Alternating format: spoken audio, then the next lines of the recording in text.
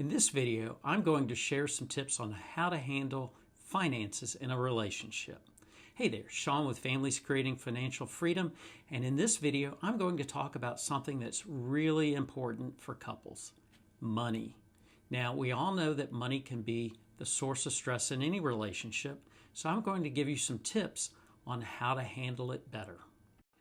In a previous video, I mentioned that money and finances are the #1 cause of divorce in America.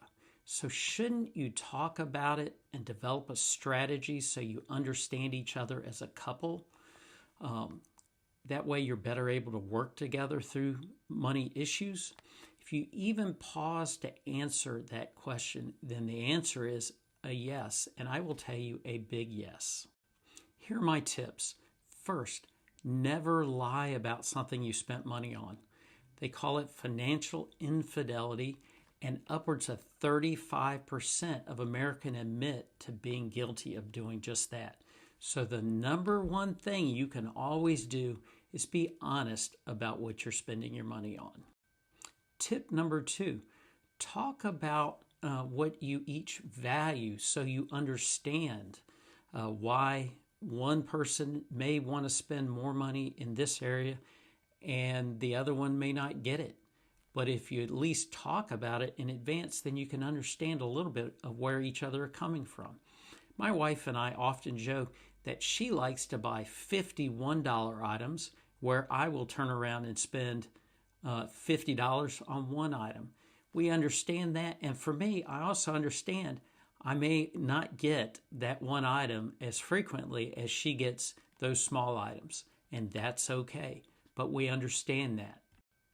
Tip number 3, talk about money, finances, budget, those items often. We talk about it daily. We touch base for a couple of minutes every day. The reasoning I put behind that is it's always out there, so it's not a dreaded topic. The last thing you want is some sort of stumbling block or a wall in your relationship. You needing to talk about something that you know is coming up or a big shift financially. You don't want to fear that conversation. If you have this conversation on a daily basis, then each of you should be on the same page all the time and aware, so you're open and comfortable. Tip number 4, use a budgeting app. I've talked about this in other videos, the importance of creating a budget, tracking your debt and your expenses, and it's very easy to use a budgeting app. It also takes a little bit out of the pressure of back and forth dialogue by using that budgeting app. I use and recommend Rocket Money. I'm going to provide you a link. If you use my link, you get a discount on it. And so, saving money. But one thing that Rocket Money does that the other ones don't is it also tracks your subscriptions. How often have you adjusted or canceled a subscription and missed that they didn't do what they said they were going to do, and you continued unknowingly to pay for months, and then it's a little hard to get them to refund it or back adjust what they said they were going to do before. So Rocket Money. Lastly, agree to disagree. That's the beauty of a couple. The beauty of a relationship is you have a different perspective to matters in that household.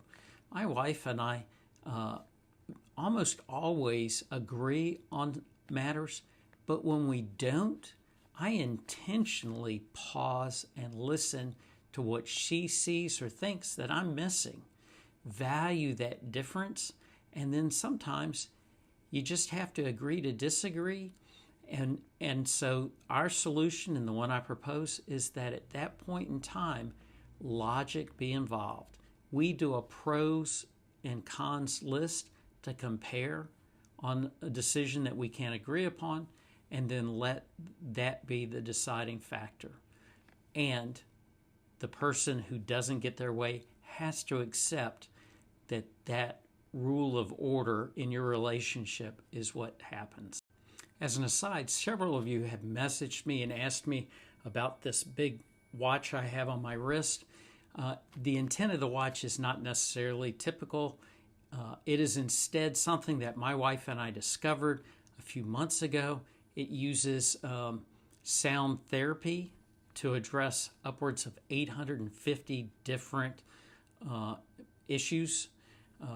When we first found it, it was recommended to help my wife in her journey to recovery from Bell's palsy.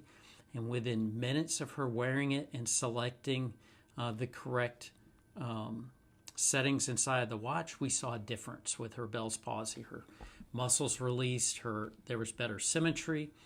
I wear it, and each day when I wear it, I may select diabetic neuropathy. I'm a diabetic. Or anxiety, which is another reason I brought this up in a relationship discussion. Anxiety, tension, and depression often surround money matters, and so I find this to be very helpful for people.